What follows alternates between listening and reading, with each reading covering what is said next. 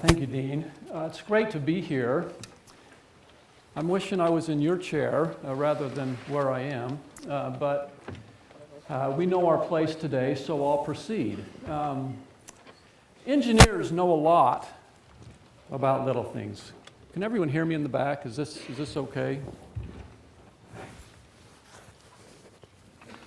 Is that better? Okay. So I'm going to talk today about little things, small things, and the influence that they can make. To begin with, I'm going to give you just a brief background and introduction to me, really just to let you know that I was once just like you, just a normal freshman or sophomore engineering student, a graduate student, wondering what the world had in store for me.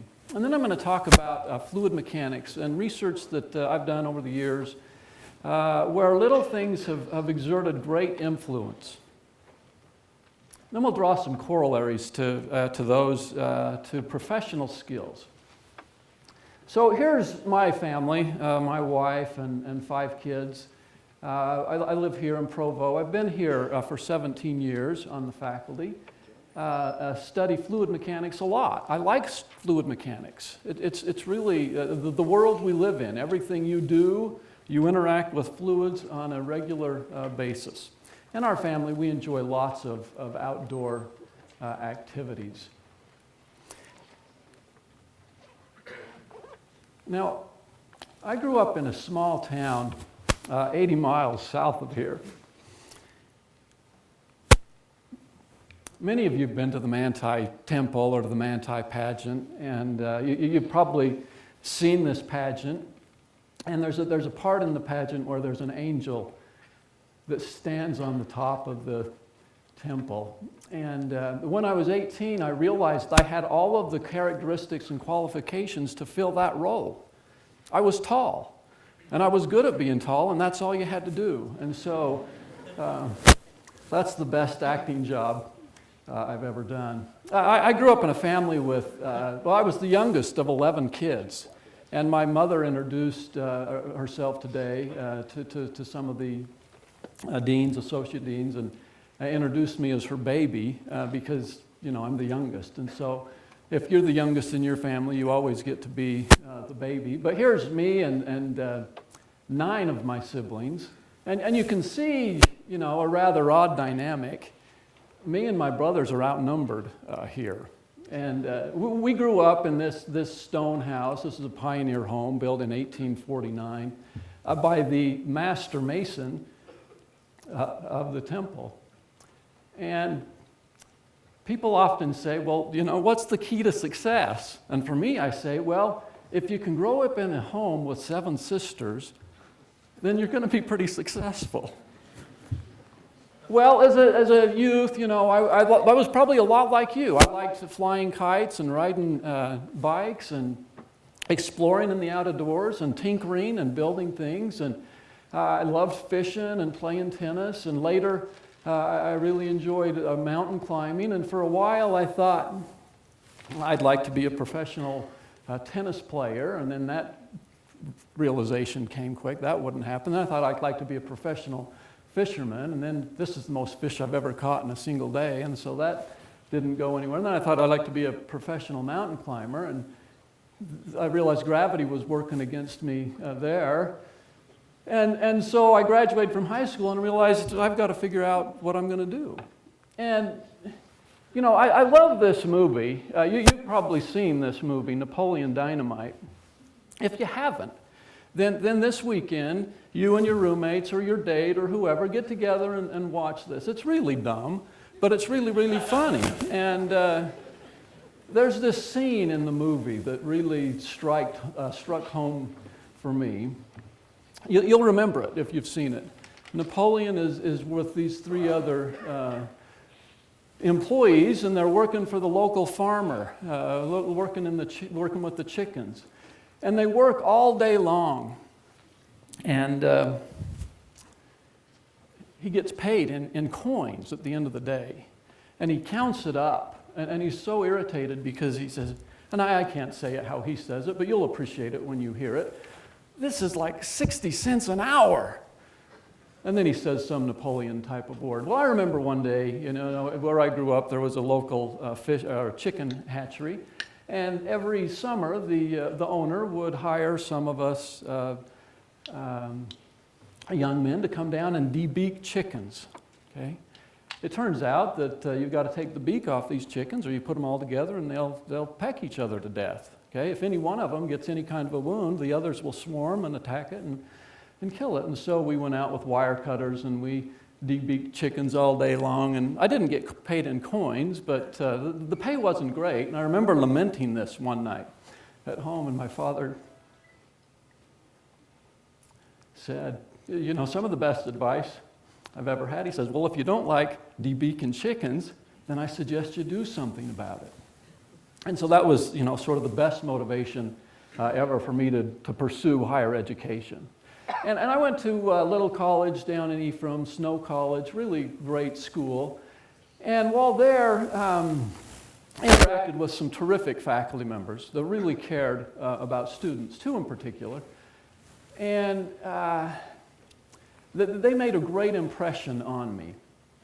And even more so, there were a group of us students going through together. And I hope as you're going through your programs that you've developed a cohort of students that you're working with, learning from, studying with, and teaching each other.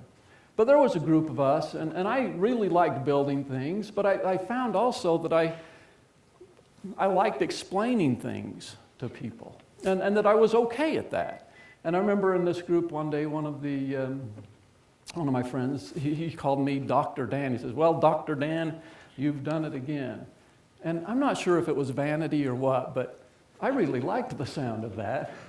And so I decided, maybe I should become a professor. And I went to Utah State University and then to the University of Utah. And this is the administration building steps to the University of Utah. And then, of course, they may be our rivals here, but they're well supported by good people we know and love. What I learned here growing up is that persistence and hard work can make all the difference. As a kid in high school, I was never the best academic performer. I was just a small-town kid that learned how to work. And I realized the lesson that no matter where you are, you can outwork someone else, and hard work will make up for a lot of other failings. And I love this quote by Calvin Coolidge. Nothing in the world can take the place of persistence. Talent will not. Nothing is more common than unsuccessful men of talent. Genius will not. Unrewarded genius is almost a proverb. Education will not. The world is full of educated derelicts. Persistence and determination alone are omnipotent.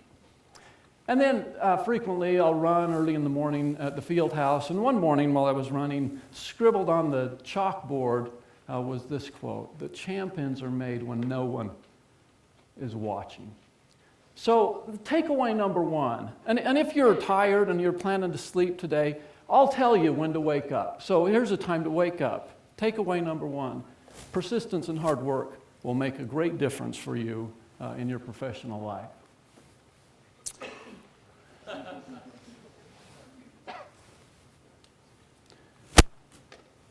Dave, do we have sound here?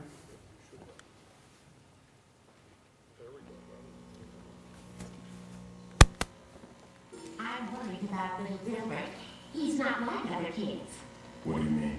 Yesterday, I left him alone for a minute, and he disassembled the TV, our clock, and the stereo.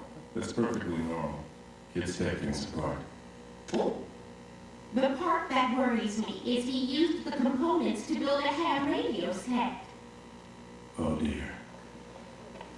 Is that bad? Normally I'd want to run an EEG on, but the machine isn't working. It's worse than I feared. What is it? I'm afraid your son has the knack. The Mac. The knack. It's a rare condition characterized by an extreme intuition about all things mechanical and electrical and other social ineptitude. Can he lead a normal life? No. But be an engineer. There.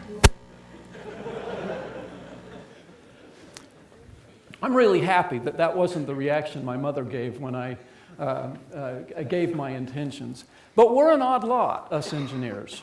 We like to solve problems, and we're good at it. We identify problems, we determine what's wrong, and then we develop and propose solutions. So over the years, I've done fluid mechanics studies of a whole variety. Here's just some pictures of a few, and I'm going to highlight just a couple here and illustrate some things that happen, some insights that are gained when we think about how small differences affect overall physical behavior.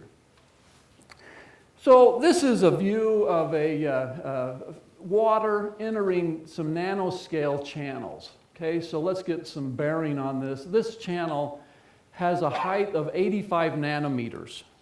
Okay, so maybe you don't have a sense of what 85 nanometers is, but your hair from your head is nominally 80 micrometers.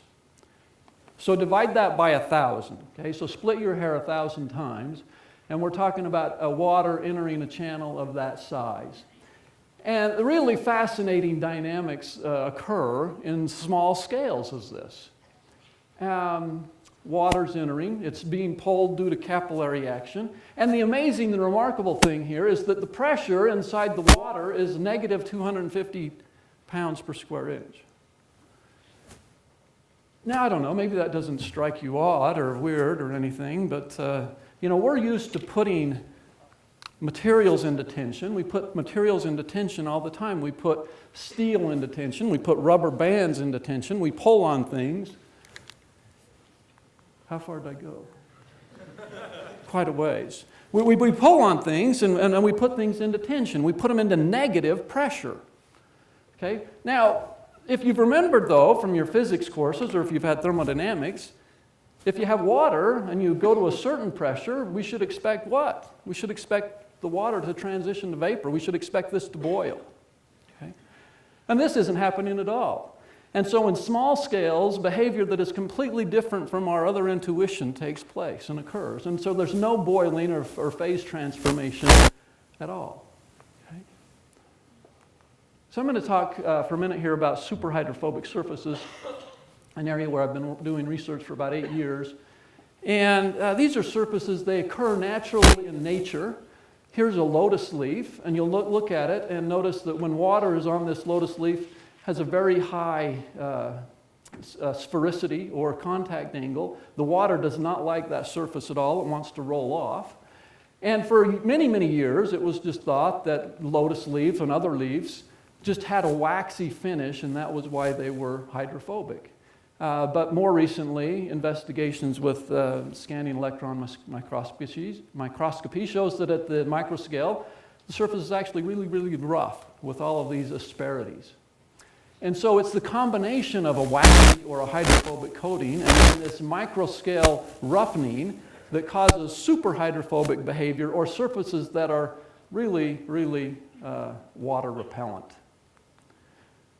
So we make these in the laboratory all the time. And here's a typical surface we might make. We use just standard semiconductor manufacturing processes. We can make a surface that looks like this. Here's the typical features. This is an 8-micron wide little rib. So again, for your perspective, that's about 1/10 the size of a human hair, and then about 32 microns between. And you can see the other dimensions. Now, the only equation in this whole talk is this one here. It's important that you get this one. The cavity fraction is just the ratio of the width of this cavity over the combined width of the cavity and the rib. Okay, and so that's the only equation you need to remember. But it's just a percentage, essentially, of how much of the surface has a cavity region. When we put a liquid on top of a surface, since this is really, really small, the liquid won't penetrate into the region if it's hydrophobically coated. And so the liquid just sits on top of this forest of little posts. Now this is really cool because now you can think about, well, the reason that there's any resistance to liquid moving on a surface is due to friction. And now we've removed a great deal of that solid surface. The friction can be altered a lot. Heat transfer can be altered a lot.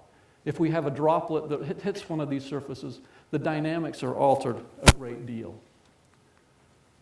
Okay, so there's lots of applications that are in practice and emerging for self-cleaning types of surfaces, windows, solar panels, shovels, so forth.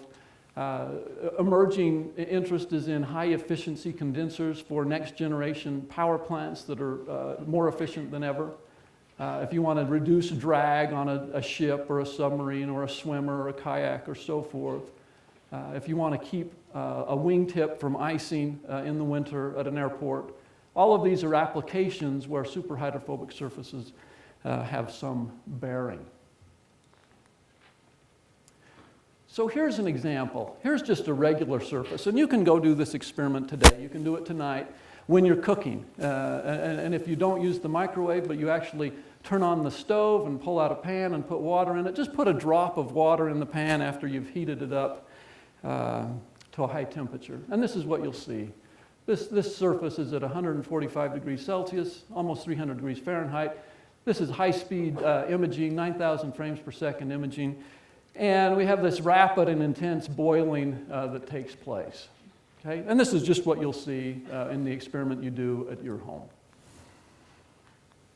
Okay, if conversely we have one of these superhydrophobic surfaces, which to the eye would look just flat and smooth, just like another surface, the dynamics are altered dramatically. Then I'll show here two videos, one where the surface temperature is 130, another where it's 170 degrees. Okay, so here the droplet is experiencing a boiling vaporization, and we can see that due to vapor bubbles rising through the middle and this rapid deformation of the droplet. And this one, even though it's hotter temperature, is doing something else quite interesting. It's bouncing up and down. Okay? And in fact, this is what happens for any droplet. If we go to a high enough temperature, the droplet enters what's called the Leidenfrost state, where a thin vapor film will exist under the droplet, and at certain temperatures it'll be completely stable. Okay, so now we're going to look at what happens if we alter the surface instead of some smooth surface, but a superhydrophobic surface. And first case we're going to consider, well, this is just what we looked at, but let me play this and talk about this. This is showing at the same time, this is a graph of the heat transfer, total heat transfer as a function of the temperature. This is just the temperature above the boiling temperature. So boiling temperature, of course, 100 degrees C, so that tells us your temperature. And we see what's going on at these various temperatures for the smooth surface. Now, what happens if we have a cavity fraction of 50%? Half of this surface is cavity, half is these little rib features. We notice the dynamics have changed a lot, just visually. Here at this maximum heat transfer place, we still have some deformation, but it's greatly reduced. And over here, these are videos. And nothing's happened at all. Those droplets are just sitting there, stationary, as if there was no heat transfer at all. Okay, we go to a higher cavity fraction. Oh, now we can see this has just got a little bit of perceptible motion, but these appear to be completely stagnant and stationary. Okay, the heat transfer has dropped dramatically here. Slightly higher even still, and at this critical high heat flux rate even, now there's no motion at all. This droplet is essentially in what we could call a Leidenfrost state. It's resting on a surface that is far above the saturation temperature with no boiling occurring at all.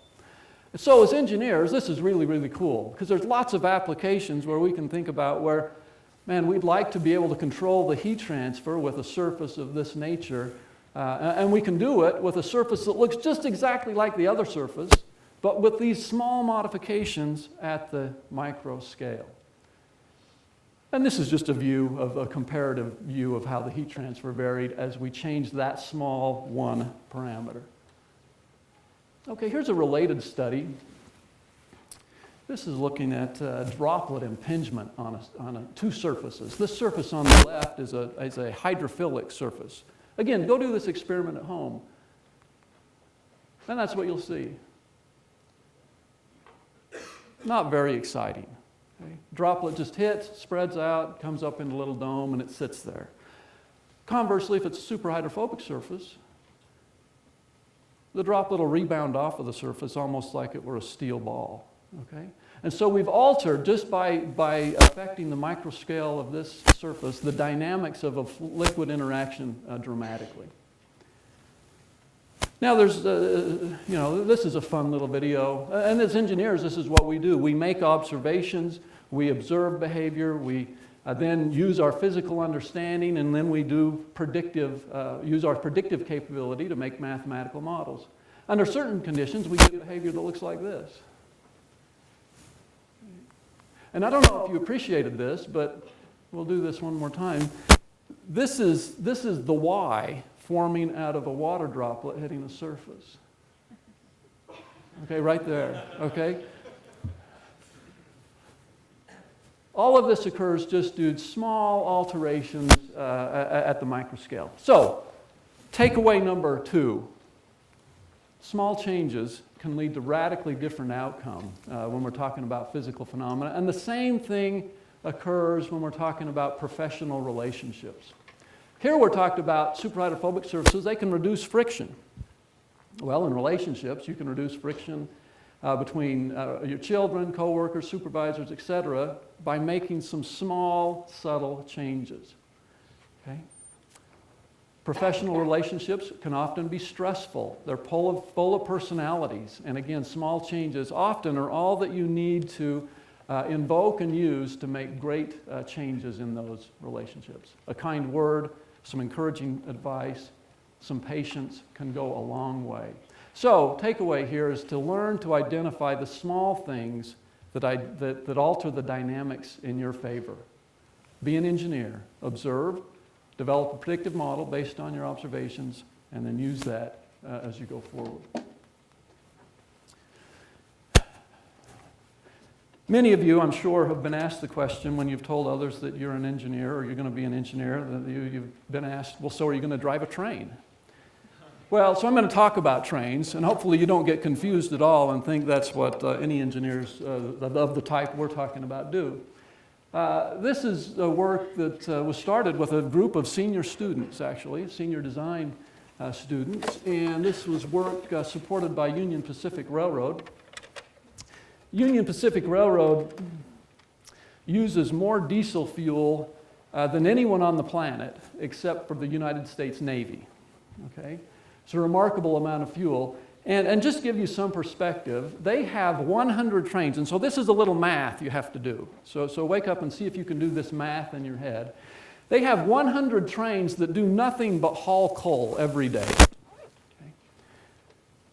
That's 25% of their total fleet of trains. So 100 trains, all they do is haul coal. Every single one of these trains has 120 coal cars, just like this one. 120. Each of these coal cars has loaded into it, in less than 1 second time, 100 tons of coal. And then these trains are running nonstop from the mine to the power plant and back and forth. Okay?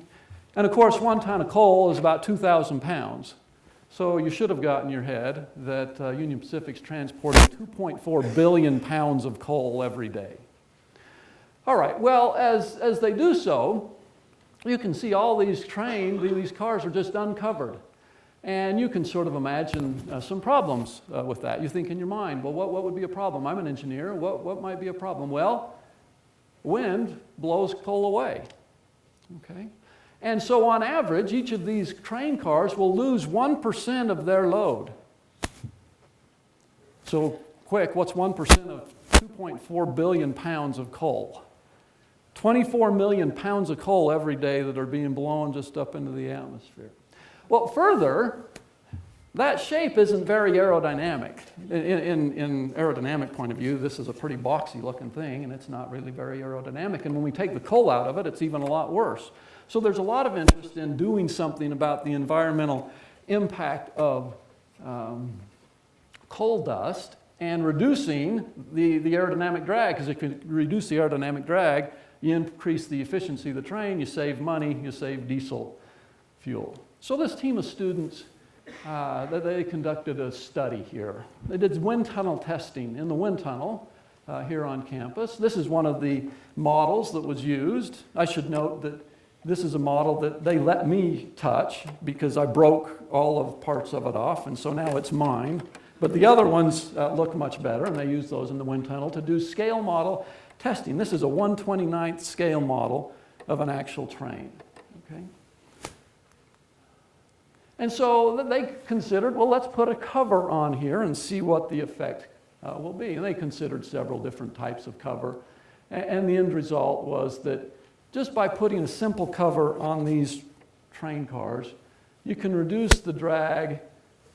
If you can reduce it from the coal-filled case by about 17 to 25%, and if it's just an empty case, you can reduce the drag by nominally 30 to 40%. Okay, and when this is calculated back into a total fuel saving, this is about a 15% savings in fuel, or about $100 million. Okay? Small change, putting a cover, $100 million in savings. Okay, so Union Pacific also has another type of a train, and these trains haul cars. They haul automobiles from ports to cities where they're then taken to dealerships, or from Detroit, Michigan, to the coast. And this is just how they're built, and so they're wondering, well, how can we increase the efficiency of these trains? And here's some images, and you can look at these, and hopefully you'll identify right away that the top has this corrugation, and maybe that's not the best thing for aerodynamics, and the side has all these holes in it, and maybe that's not the best thing. And then the bottom has all these struts and other things. Maybe something can be done there. And so a graduate student has explored this, and if we put, instead of this rough corrugated roof, if we just make that a smooth roof, doing nothing else, that one small change will reduce the drag by 19%. That corresponds to a fuel savings of about 8 to 9%, which is a tremendous savings for such a small change. Altering the other things also has some impact as well. Okay? Rough roof, smooth roof, drag goes down by 20% or so. And I know what some of you are thinking already. You're saying, well why are golf balls rough then? Why isn't the golf ball smooth? We just made the car smooth and we had a lot lower drag.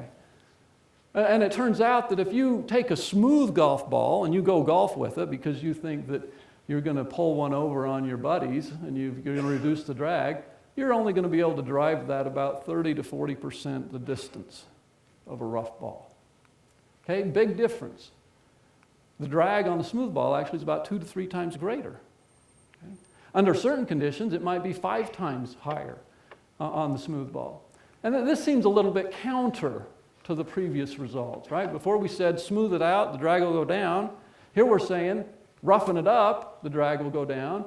And the issue here is that there's multiple factors that are involved.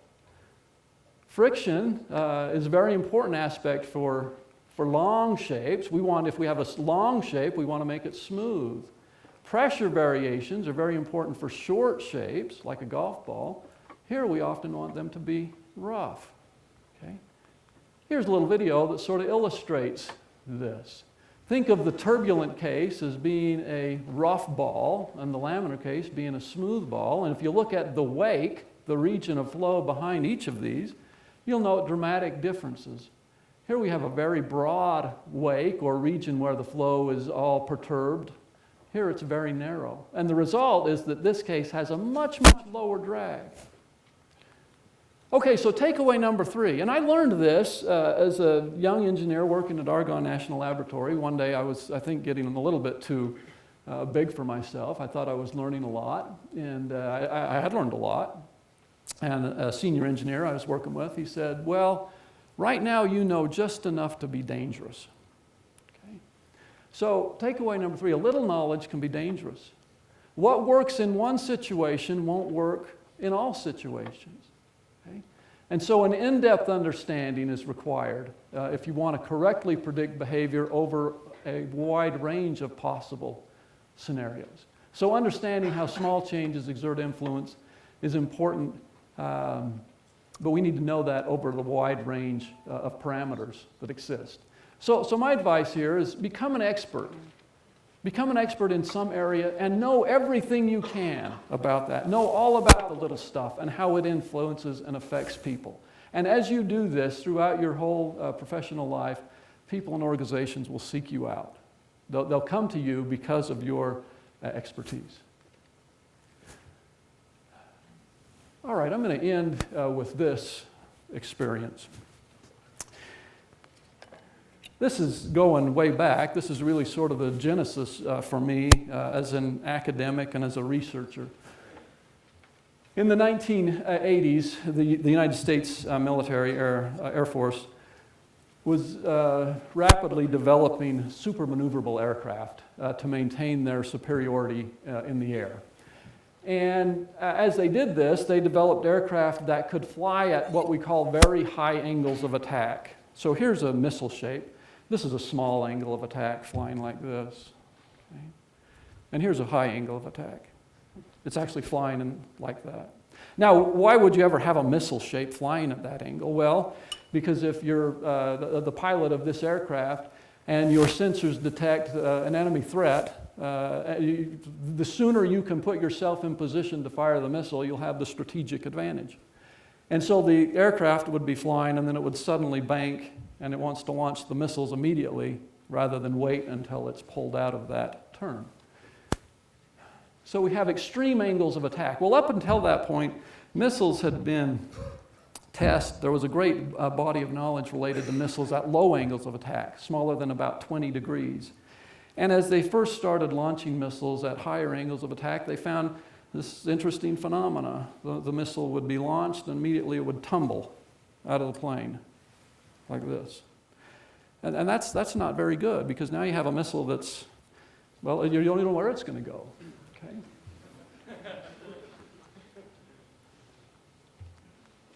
Here's just some visualization of differences that exist if we're talking about low angle of attack aerodynamics and high angle of attack aerodynamics. And there's this dramatic difference that exists due to the vortex structure that exists at high angles.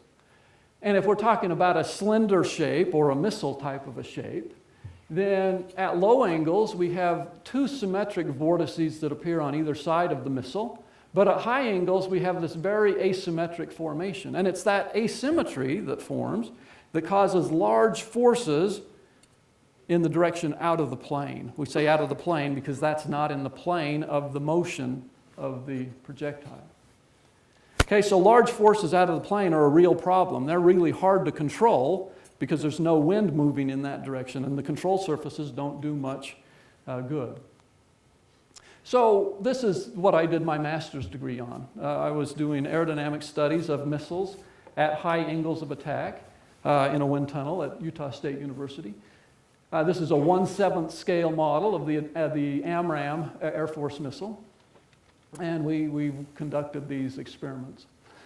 And there's some really fascinating, interesting phenomena that I observed. Okay? Sort of a critical part of this. Wind tunnel drew air in from outside. Okay? Didn't realize how important that was. Had all sorts of screens and meshes on the front of it, but it drew air from outside, and it was located in a river bottom. Okay? Now that may not seem important either, but it'll become more important here.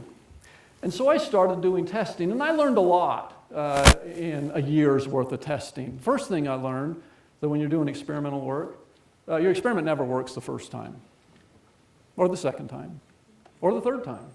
Okay? But it takes a lot of care and persistence in developing the right conditions to get a data that is correct and right. And there was really interesting phenomena that existed here. So I'm going to show you two plots. This plot is a graph of what's called the normal force. That's the force on this missile in this direction, in the direction the wind is blowing.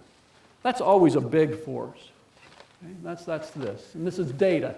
And this is data from 5 different days. And you'll look at that and you'll say, wow, look at that data from 5 different days, and it all falls right on top of each other. We say that's repeatable data. And then this is a plot of the side force. That's this force in this direction. the force that causes the missile to fall out of the plane and tumble. And we look at that data and we think, well, that doesn't look so good. 5 different days, and there's no repeatability to that data at all. It's all over the place. And I remember struggling with this, and I'd go and I'd do tests, and I'd come back in a few days, and I'd do tests again. And these were 5 different days, okay? Repeatable here, very unrepeatable there. And this was a conundrum. And my master's thesis advisor, he says to me one day, he says, well, you'll graduate when either your data is repeatable or you can explain the physical phenomena behind what's going on. And he said, we'll never be able to publish your results other than the Journal of Irreproducible Results until you can do that. And so I was struggling with this, and then this is where the other information I told you comes in. I noticed, and I sort of had this protocol. I would go in, and after a week or so, this model would have lots of little gnats on it. There are lots of little bugs that hatched off the river, and they came in through the screens. Now, no big ones could get in, but really, really small ones came through the screen, and they impaled themselves on this model. And they'd impaled themselves on the model, and at first I thought, oh, that can't be it. They're so small, they don't make any impact at all.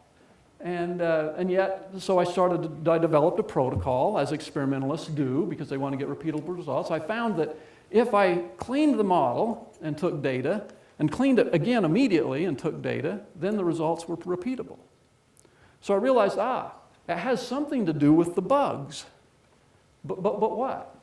And so I was thinking about this one day, and I was going to clean it, and a voice said to me, not really a voice, I'm not sure that it was a voice, but an impression, said, don't clean the whole thing. I thought, okay, well, so I cleaned only everything but the top part, okay? From here down, I cleaned the whole thing from there down, so it was perfect, and everything was all buggy. I guess that's a good word, buggy, up higher. And the results were exactly the same as if the whole thing had bugs all over it. Oh, that's interesting. And it turns out, as I continued to do that the only time anything changed was when I was in the very top 5% of the cone. Meaning bugs on the model right up at the top had a dramatic influence, whereas bugs anywhere else, they didn't matter at all. Okay, well at this point, now I was ready to graduate.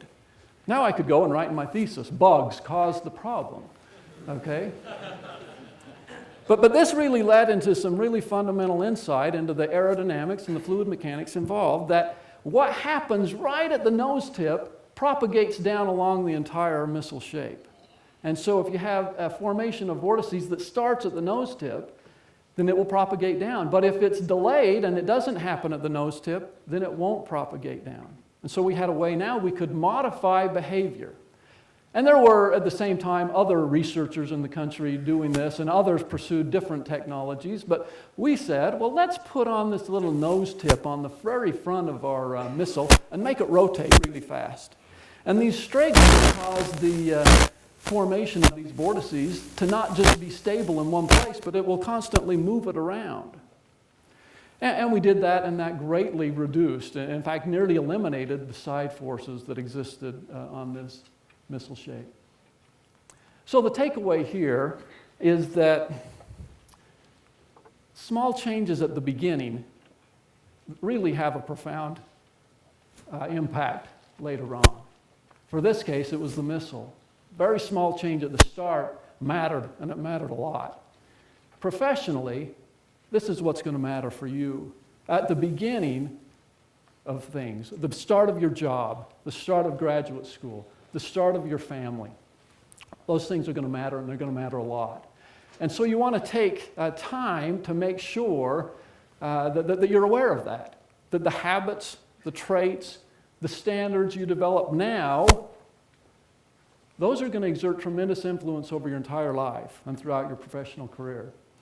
Further, dealing with problems or issues early on is always much more effective than waiting for some future time.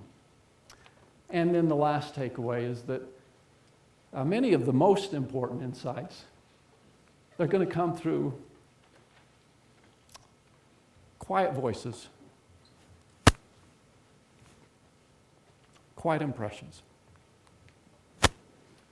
So, in conclusion, I'll put the takeaways up. Thank you very much. It's been nice to be here.